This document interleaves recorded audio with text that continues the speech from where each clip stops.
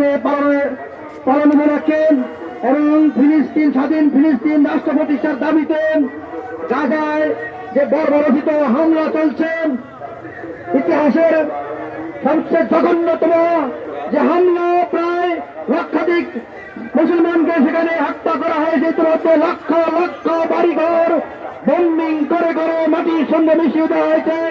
পুরো গাজা আজ ধ্বংসস্তূপে পরিণত হয়েছে। লক্ষ লক্ষ মুসলমান নারী পুরুষ শিশু হস্তহারা হয়ে পড়েছেন। তারা বাড়িঘর থেকে তাদের বাড়িঘর ভেঙে দেওয়া হয়েছে। মসজিদ মাদ্রাসা স্কুল কলেজ ইউনিভার্সিটি সমস্ত কিছু ভেঙে তছনছ করে দেওয়া হয়েছে।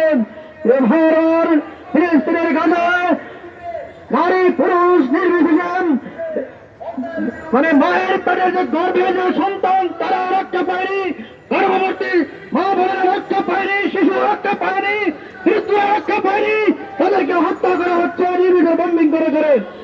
আমার দীর্ঘ একটি বছর হয়ে গেল এই অমানবিক নির্যাতন হামলা চলছে।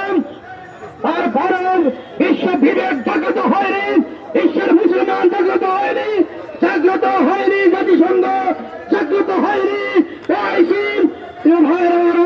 হামলা এবং হত্যাকাণ্ডের তীব্র নিন্দা এবং প্রতিবাদ জানাচ্ছি।